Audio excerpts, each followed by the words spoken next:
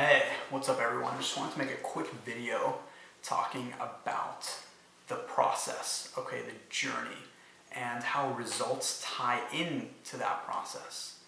And oftentimes when you look up advice from the sages, the people of higher consciousness, you often see that there's really not that much of a focus on your results, and people will say that if you're on your path, you're doing what you love, if you are passionate, then the results will just follow. And this could not be further from the truth, okay?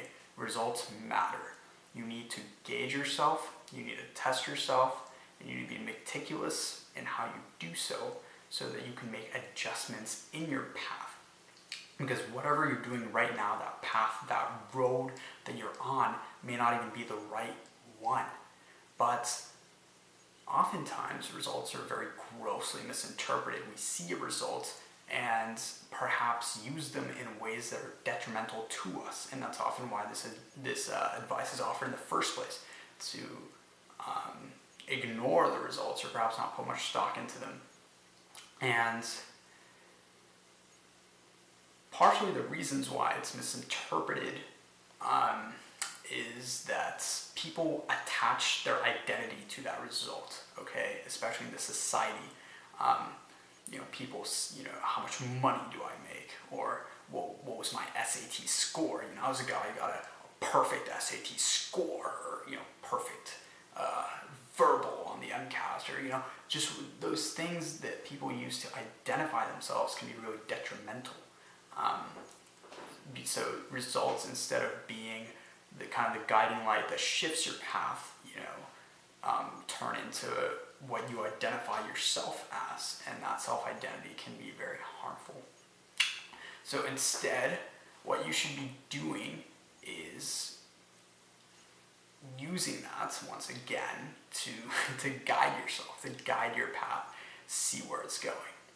And the first thing you need to do when looking at a result is to kind of do the opposite, in a way, of what you've been doing your entire life. Most people, when they see a good result, become very happy, they become very complacent, and they think that they're doing the right thing. And when they see a negative result, become very sad, become depressed, and their mind becomes intoxicated with that negativity. But what I suggest that you do is do the exact opposite, okay? If you get a bad result, if you are failing, then that's actually a very good sign, okay? It means that you need to make one or two small adjustments and try again and see if those adjustments work. And if they do, you keep them. And if you're still not where you need to be, but you've seen an upward trend, then you make one or two more smaller adjustments.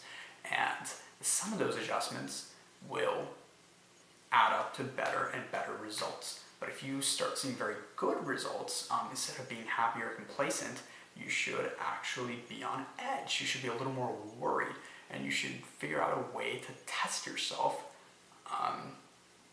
in a much harder sphere, okay? You need to find a better way to test yourself if things become too easy.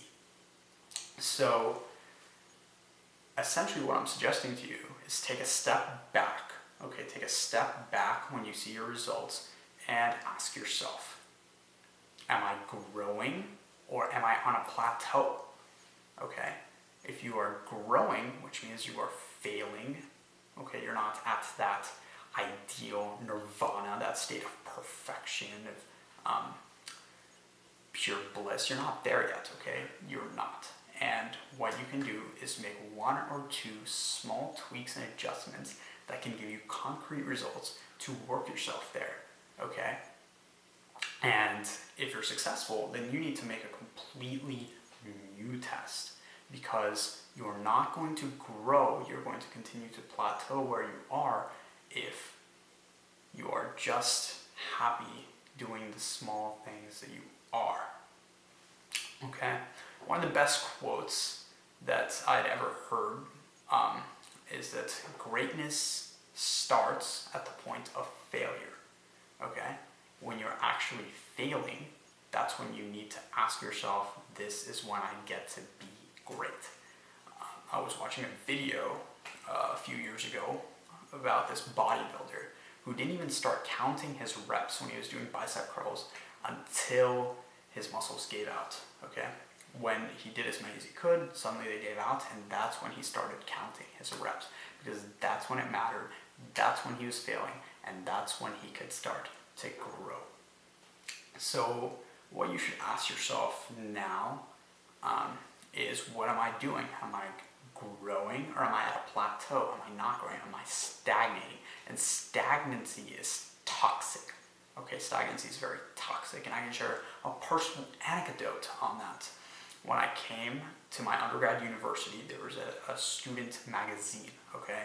And this magazine was performing very poorly. The design was very bad. It was, in a way, immature. The publication itself was printed on some very low grade, low quality paper. It wasn't taken seriously. People weren't reading it. And what I saw was an opportunity for growth. So starting from day one, I made small tweaks, small concrete changes that led to growth in not just the paper, but in the culture of the organization. When I absorbed a leadership role as editor-in-chief, I campaigned for different things in the student media, and I was seeing growth.